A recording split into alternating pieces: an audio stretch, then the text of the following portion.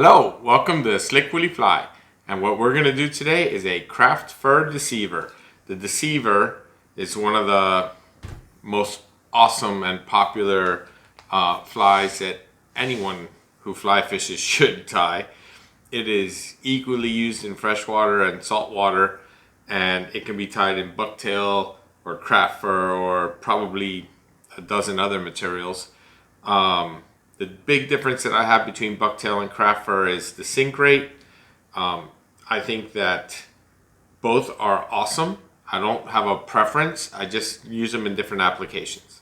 So bucktail tends to foul a little less than craft fur. Craft fur sinks a little bit quicker than bucktail. So it all depends on what you're doing on any specific day. So I hope you're having a cocktail with me. Don't forget to like and subscribe.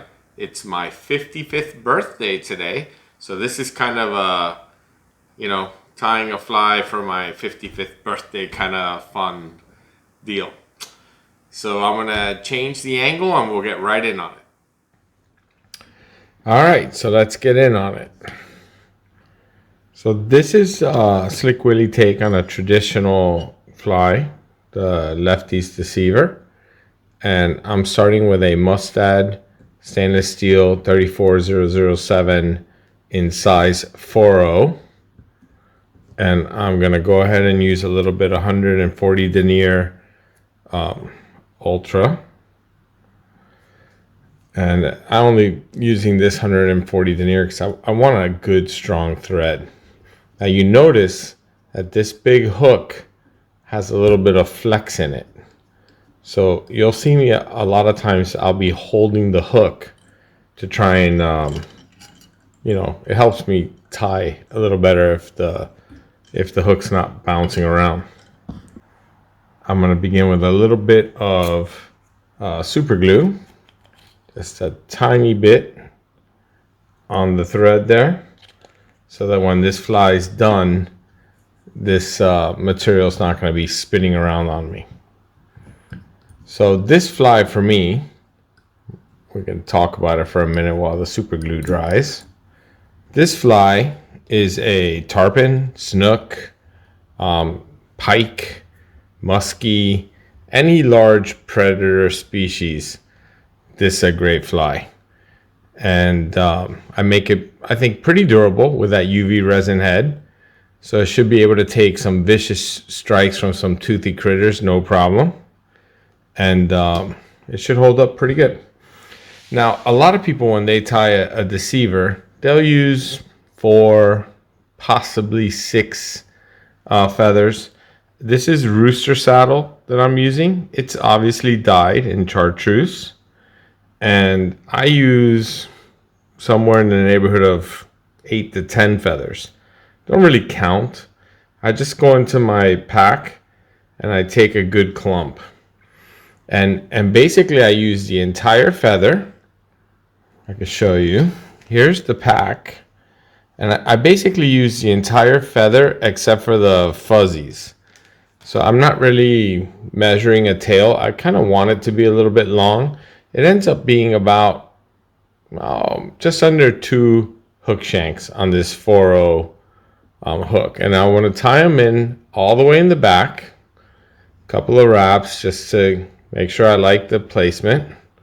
I can always just draw them in just ever so slightly. If I can grab all the stems, I could draw them in ever so slightly. Just like that. That works good. And now I could pull this nice and tight. And that kind of flares them just a bit. Now I'm going to take a few more. And these I'm a little bit more strategic. I try to look at my fly and see where I'm a little thin. Obviously a little thin on the far side. So I'm going to place these on there. A couple of loose wraps, making sure I like where they end up. Another reason that I love doing it this way is that they never end up the same length when I do it this way. Crank that tight. And I think I'm just going to put a couple more in just because I love these feathers. You know, a lot of people get a little nuts about making sure that these feathers are all lined up and nice and straight and symmetrical, and I think I'm the complete opposite. I don't worry about that at all. But if you really wanted them to be all lined up and symmetrical, when you're done with this fly, all you do is hold the fly under some warm water and let it sit under warm water for a few minutes, and then you can set it on a piece of paper towel to dry, and you'll have that perfectly straight fly that you're looking for. But I'll tell you what, as soon as this fly hits the water, these feathers are gonna do their job, and they're gonna go out and wiggle and dance and do all kind of fun stuff. So now the next step is a little bit of Krystal Flash. And the Krystal Flash that I have is in yellow. And I think it's perfect because it'll match this fly. And I basically tie it in on the side nearest to me first. And I don't really want it to be evenly on the side. I want it to be kind of on the side, but also on top. Kind of like that. And then I take the other half and bring it over to the opposite side, top and side.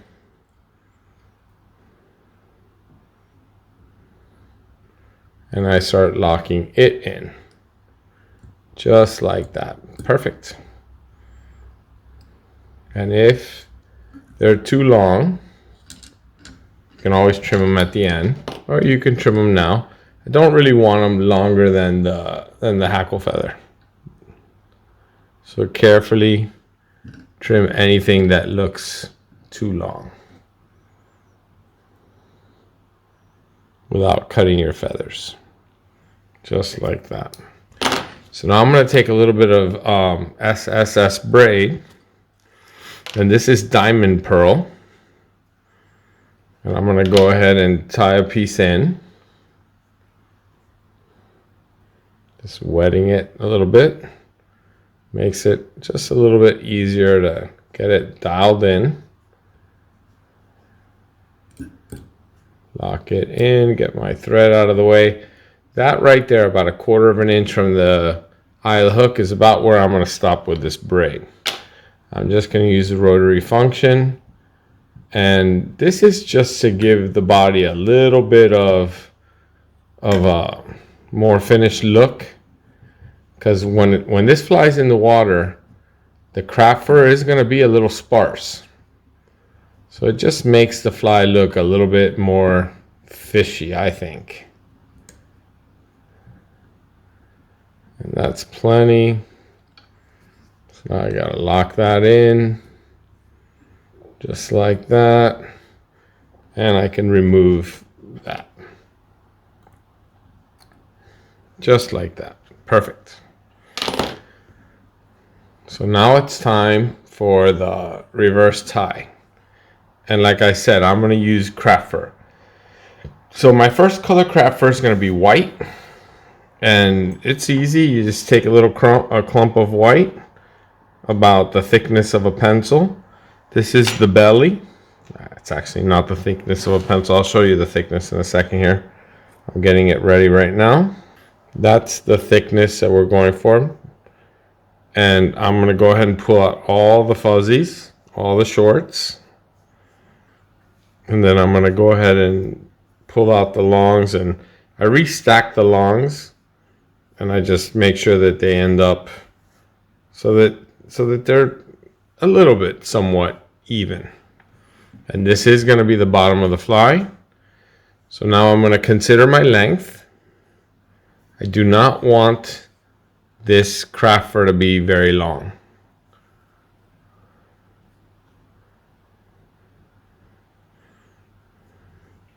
But I do have to consider that I am going to fold it back. So I'm just going to place it, not quite on the bottom, a little bit more to my side, a couple of loose wraps. And the reason I put it a little bit to my side of the hook is when I pull tight now, it will draw it over. just like that.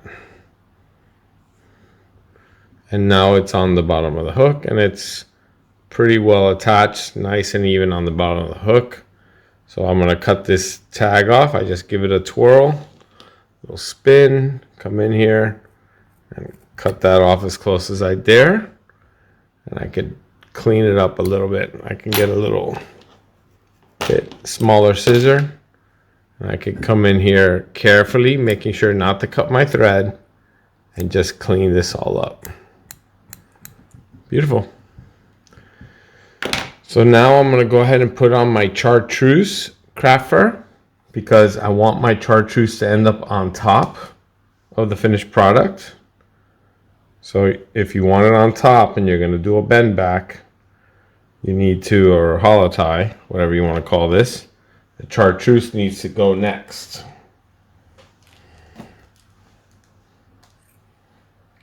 And I don't use a lot of Chartreuse. I use less Chartreuse than I did the white. And the reason is that I'm going to put 2 clumps on top, and if I use a big clump, then it gets to be too much.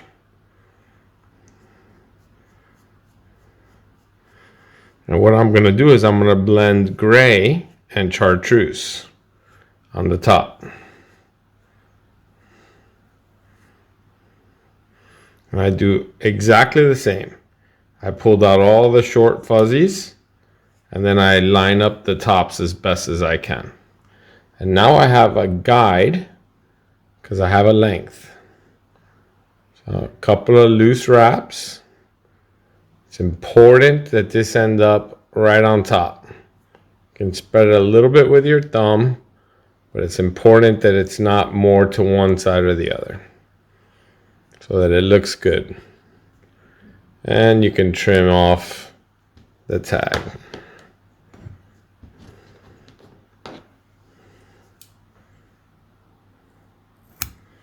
All right, so the next step before I put on my last craft fur is I want to take a couple of strands of Flashabou Mirage Opal, which I'm sure you guys have seen me use in the past, because it's pretty much my favorite form of flash. And all I'm going to do is put it on the thread pretty even as I can. It looks about even.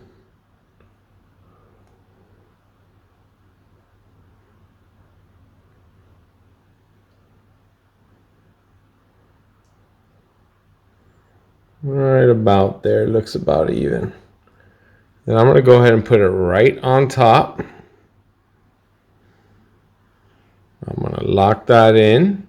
I'm going to fold it over and lock it in. And this is all the remaining flash that we're going to use. Not using any more flash after that. And it's okay that that's a little bit long. So for my last color, I'm going to use gray craft fur. And again, the gray craft fur will not be as big a clump as that original white. It'll be a similar size clump as the Chartreuse. I remove all the little short fuzzies. Even up the tips as best I can.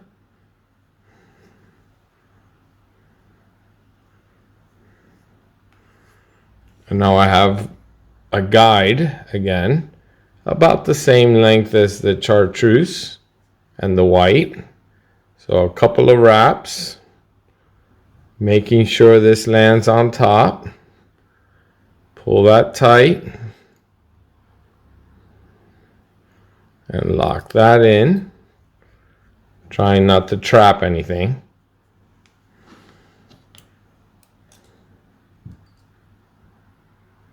Trim off the tag. All right.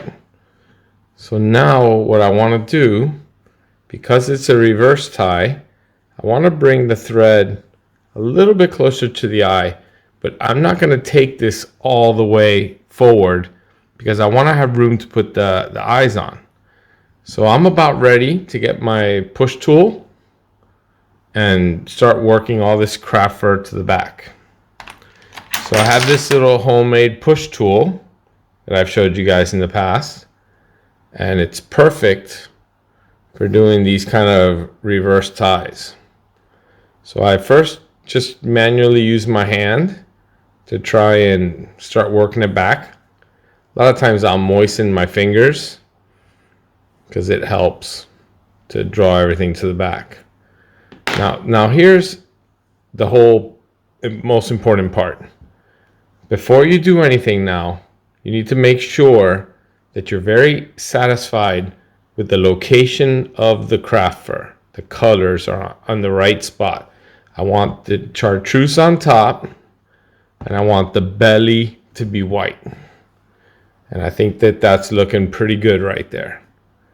So what I'm going to do now is I'm going to pull my thread forward and start making a little wall in front of the craft fur.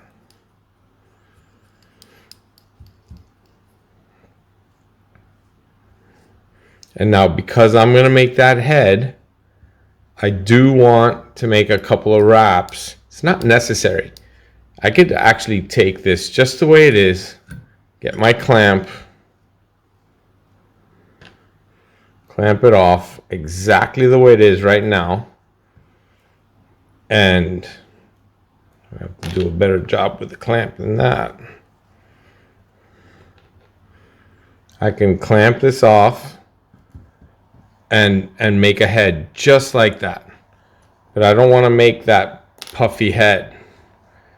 So instead, what I'm going to do, because I want to make a head similar to this fly, I want to make a head that is kind of like that one. I'm going to go ahead and do a couple of wraps with my thread, but you got to make sure you like where everything is right now, because then once you start wrapping, it's hard to move anything. You can always, if you don't like the way something looks, you can always back off on the thread. You should remember that. But I'm going to go ahead just about there. Now I'm going to look at this before I really crank. Looks like my chartreuse might be a little bit long on that side. It's actually looking good. It's actually looking really good. So I'm going to go ahead and put a whip finish in now, right where that is.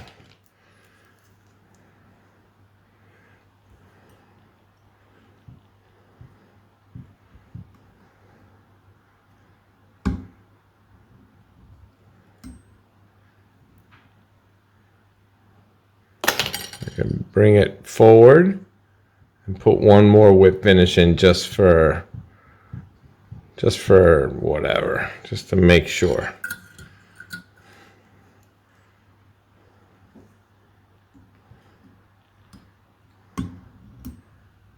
All right.